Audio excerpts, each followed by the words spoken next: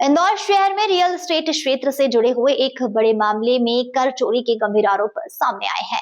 Anti corruption intelligence committee के president Mukesh Agarwal ने वाणिज्य कर विभाग को आयुक्त को एक शिकायत पत्र भेजकर आरोप लगाया है कि सार्थक सिंगापुर ग्रुप द्वारा विकसित की जा रही कॉलोनियों में बड़े पैमाने पर जीएसटी और अन्य करों की चोरी की जा रही है। शिकायत के अनुसार ग्राम बड़ा बांगरदा कोमटगिरी के सामने स्थित जमीन पर विकसित हो रही कॉलोनी सिंगापुर 1 स्ट्रीट सहित अन्य प्रोजेक्ट में प्लॉट बिक्री में अनियमितताएं बरती जा रही है। आरोप है कि प्लॉट को बाजार दर से कम मूल्य पर रजिस्ट्री करवाई जा रही है, जबकि वास्तविक लेन देन नगद में किया जा रहा है। इसके अलावा 20,000 रुपए से अधिक की नगद रसीदें लेकर नियमों का उल्लंघन किया जा रहा है, जिससे शासन को करोड़ों रुपए के राजस्व का नुकसान होने की आशंका है। मुकेश अग्रवाल का कहना है कि इस मामले में पहले भी शिकायत की जा चुकी है, लेकिन अब तक कोई ठोस कार्रवाई नहीं की गई।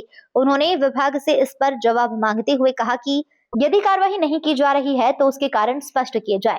शिकायतकर्ता ने यह भी दावा किया है कि उनके पास इस मामले के पुख्ता साक्ष्य उपलब्ध हैं, जिन्हें विभागीय जांच के दौरान प्रस्तुत किया जा सकता है।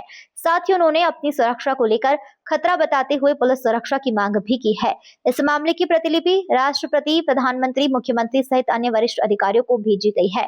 अब देखना यह होगा कि प्रशासन इस गंभीर शिकायत पर क्या कदम उठाता है।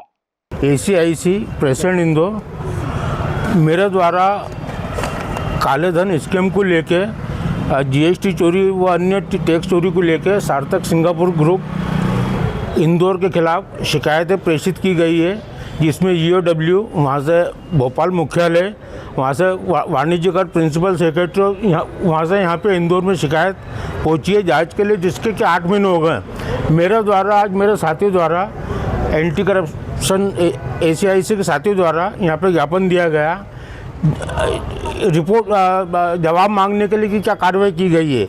इनों के द्वारा अभी नए अधिकारी अनय जी द्विवेदी आए हैं, कमिश्नर महोदय, उनने बोला कि मैं भी नया चार्ज संभाला है, मैं देखता हूं और जल्दी कार्रवाई करूंगा, लिखित में सूचना दूंगा।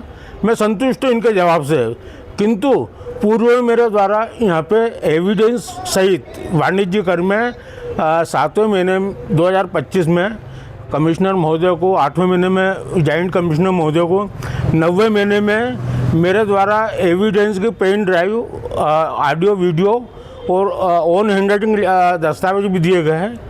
इसके बाद मैंने जानकारी भी, इसके जवाब भी मांगा कि मेरे दिए गए एविडेंस पे क्या कार्रवाई पूर्व में जो अधिकारी थे उनके द्वारा नहीं की गई है ना, सब निष्क्रिय अवस्था में थे।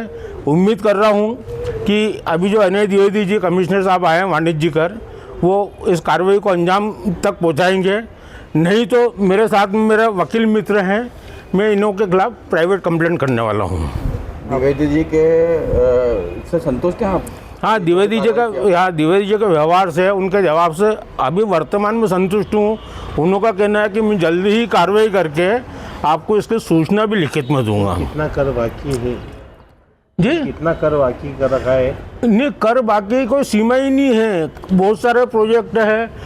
देख, GST चोरी भी है, रेवेन्यू चोरी भी है, स्टाम्प चोरी भी है, टैक्स चोरी भी है, गेन टैक्स की चोरी भी है। प्रशासन इसमें सूद नहीं ले रहा है बिल्कुल भी? बिल्कुल, प्रशासन स्लीपिंग मोड में है, इनों के सामने नतमस्तक है।